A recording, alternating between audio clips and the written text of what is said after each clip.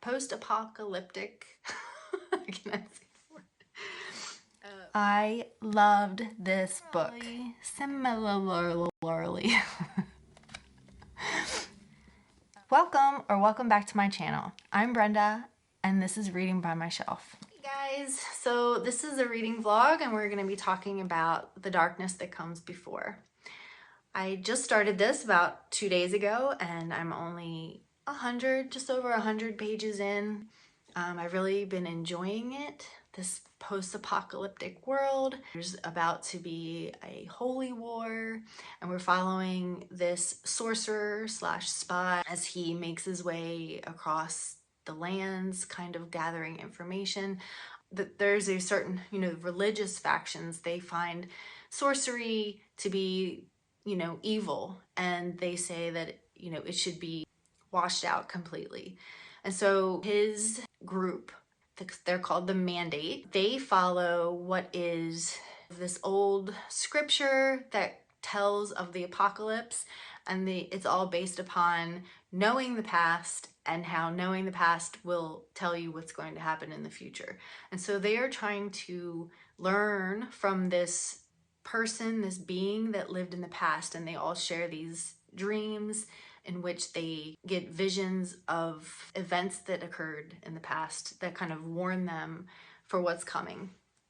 So this spy, he is sent on a mission to go to one of the religious holy sites just to see what this new talk of a holy war is about, like who they're coming after, who they're going to be fighting with.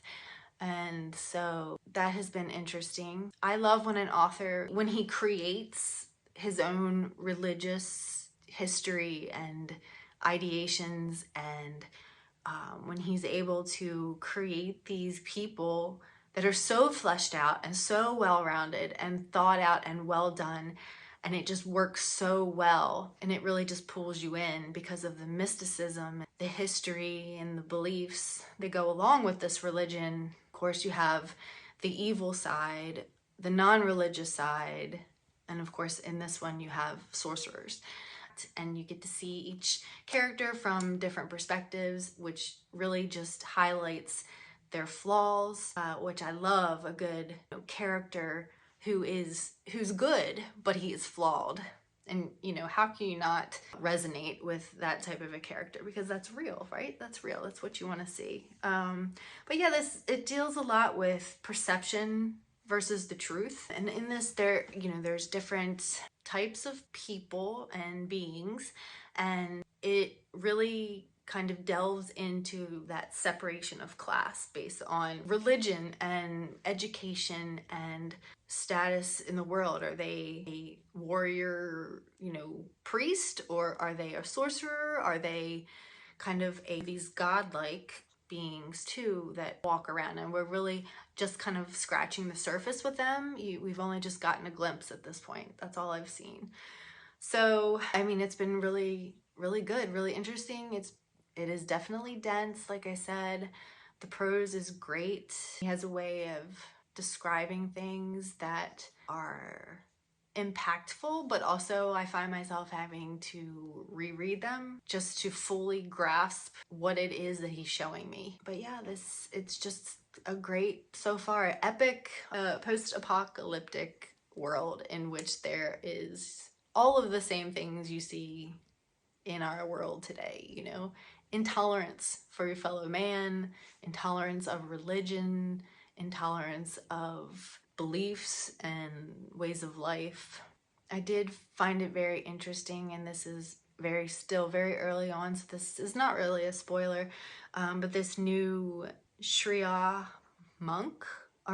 priest that has kind of taken over the religious faction that is the spearhead of this holy war, is in fact a sorcerer, which is very interesting because these religious factions, they have no tolerance. They don't want sorcery to be permitted in this world. They say, their religious texts condemn sorcerers to death and say that they need to be wiped off the face of their earth. And the only reason they don't realize this is because only the few recognize the few. So our main character, who is one of the few, comes face to face with this priest and immediately recognizes him for what he is and is astounded and intrigued and also scared. So that's kind of where I've left off. I will check in. I have a feeling that this vlog or this book is going to take me more than a week to get through. You know, it's just each time I sit down, I may be getting through 30 pages. So I'm hoping to make a dent this weekend. That's the goal. It's rainy, it's gross. What else better is there to do but read? So I will check back in with you after I've made some more headway and talk to you then.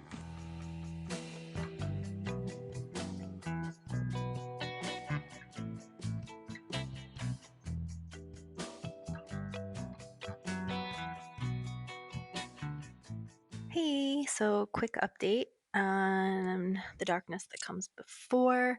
I am about a third of the way through, and we've kind of moved away from the sorcerer's perspective, and we've now been introduced to the narcissistic emperor.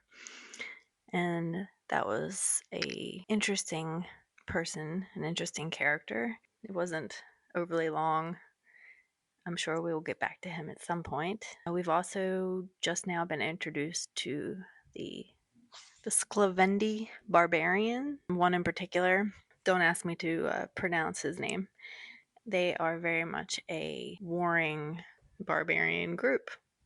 I think that one thing that Baker does really well is kind of discern these different factions of men with their dialogue, with their dialects.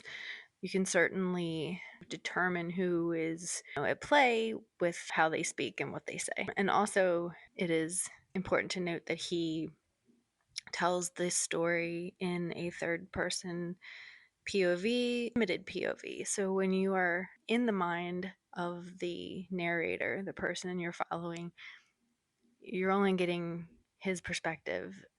It's not the omniscient point of view where the narrator knows all that's going on in the world and in everybody's mind. Very much you're limited to that person's perspective at that moment.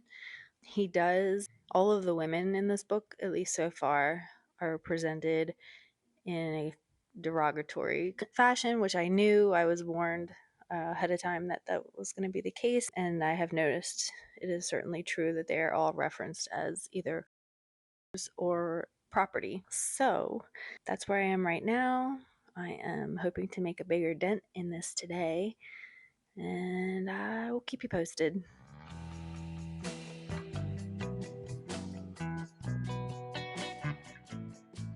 So today I wanted to do my wrap up for The Darkness That Comes Before. I loved this book, and I was shocked when I realized that it only has a 3.8 on Goodreads. I mean, I think I can kind of understand. It was a little bit hard to get into. It has a lot of depth to it, and it's pretty immersive, and you really have to pay attention and just trust the process. This is a GrimDark Fantasy.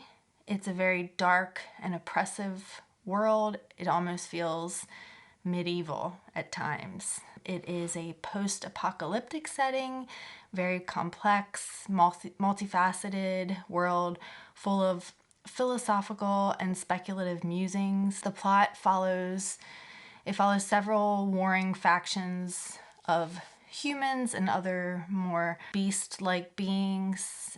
There are sorcerers, there are, the religious sects, and then you have the heathens, and all of these people all culminates into this holy war that has been somewhat in a long time coming. Baker really delivers a diverse and motley cast of characters that constantly shifts your loyalties and your animosities. The characters are complex and they are fully fleshed out. They are flawed. They're relatable intellectually and emotionally. I mean, for example, you have a narcissistic, grandiose emperor, and then on the other hand, you have a whole civilization of barbarians whose lives are surrounding nothing but war and killing it. That is their livelihood, that is their life. Baker really uses these characters to create this world. And the one thing that he really does best is he uses the limited third person POV to really reveal each character's unique beliefs and traditions and history. And then alternately, he takes it even deeper, because what he actually is doing is allowing you a deeper understanding of the opposing characters, the characters that who you're reading from, their view of these other people. So you're not only getting the first person perspective of each character, you're getting each character's perspective of the other. And so it really allows for this deeper introspective understanding of these characters and how they are viewed and how their roles unfold and their importance within the plot. And he really does a lot of things that kept me on the edge of my seat. I never once saw the ending coming. For an author to be able to do that, to take you on this wild journey and to fool me, to keep me guessing as to what the heck was going on, where he was going with this, how the villains were going to come into play. And yeah, it was bizarre and sinister and unexpected, but also so thrilling and just immersive and compelling. I cannot wait to pick up the next book. I really want to pick it up right now, right away. But I know that if I do that, I try not to do that, because then I get burnt out on, a world and a story. And I don't want to do that. So I'm definitely going to put some time in between me and this book. But I did, I took lots of notes and highlights. What else do I want to say? Let's see. This deals with themes of intolerance between belief systems, between races. It talks a lot about the importance of history and history's ability to repeat itself. It deals with the concept of evil and how evil can work behind the scenes to influence others to its own ends. And it also very heavily, obviously, deals with and explores religion, and it almost offers criticism, faults found within religion, tradition, and also, recognizes the importance of evaluating things from all sides and probing deeper without bias. And that's really what he does by allowing all these perspectives, is he is probing deeper. He's allowing you to see each side fully in depth so that you have an informed opinion and decision based on each perspective's observations. It was brought to my attention when I started reading this book that there are problematic, the way he writes women is problematic. And I will say that while the portrayal of women I can see it as problematic in that they are always referred to as prostitutes or as possessions. And yes, there is vulgarity at times. There are some pretty vulgar scenes. There is rape and demean women in that fashion quite a bit. But I do feel that it is befitting in this grim, dark setting. Like I said, this world is very medieval. It's like the Dark Ages. It's very bleak and dark, and I'm not saying that it's right and that, women should be portrayed as these demeaning and lower than men, this in this patriarchal society that he's created, but it is true to the setting. And if he had done it any other way, it almost would have felt like a lie. So while I don't condone it and I don't particularly love it, I thought that it was appropriate to what he has created. So within that, yeah, so that's all I'll say on that. I would just say go into it knowing that if you can't read about women in that fashion, then it's not for you, and to move on and find another fantasy, maybe Samantha Shannon or something. I can't say that. I haven't even read Samantha Shannon, but anyway, yeah, Baker's prose is dense at times, but it is certainly evocative. Particularly reading this in the beginning, it was slow going for me as I attempted to assimilate all the information that he was giving me. But yeah, I really loved and enjoyed most of these characters, you know, even though they were flawed, extremely flawed. I think my favorite character, and it could change at this point, I think the way that the story ends certainly allows for that to change. If you read this, you know what I mean. But as of right now, I really like Compass. I'm not sure how you say his name.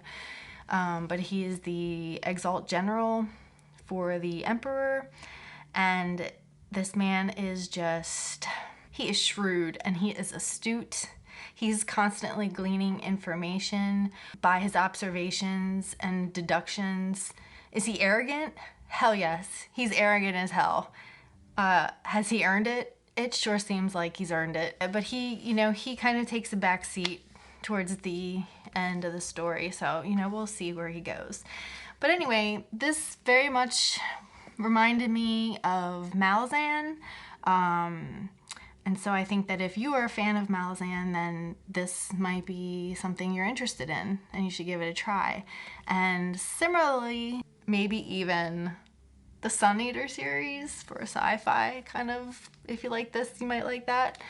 It was really, really great. So I wanted to maybe read a few quotes that I thought were kind of fitting for explaining my feelings. Let me see. Yeah, okay. This is towards the end of the book, but it's not a spoiler.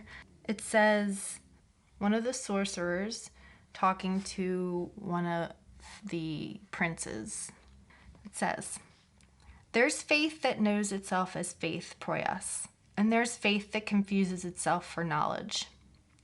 The first embraces uncertainty, acknowledges the mysteriousness of the god. It begets compassion and tolerance. Who can entirely condemn when they are not entirely certain they are in the right? But the second, Proyas, the second embraces certainty and only pays lip service to the god's mystery. It begets intolerance, hatred, and violence." I thought that was kind of telling about his thoughts maybe on religion. And then also, this is the same sorcerer. This is a quote from, it's like at the beginning of a chapter. And it says, "This is the problem of all great revelations. Their significance so often exceeds the frame of our comprehension.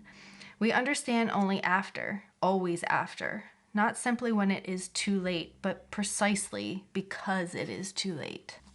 So yeah, I loved it. I recommend it. If you are a fan of grimdark fantasy, a fan of books that discuss philosophical and religious ideas and themes, if you like character-driven stories where the characters are completely flawed and imperfect, if you like darkness and magic, post-apocalyptic settings, a feeling of doom and darkness, do yourself a favor and take on this behemoth of a book and just dive in. It is so good. And maybe I'm saying that, and I realize it may not be for everyone, you know, because it is so dark, so grimdark and dense and philosophical. But if any of those things sound good to you, then I recommend that you give it a go. So yeah, I would love to chat about you with this book in the comments. If you've read it, please comment down below and tell me what you thought. Like the video if you liked it, and subscribe to see more. I post videos every Tuesday, Thursday, and Sunday. See you again soon.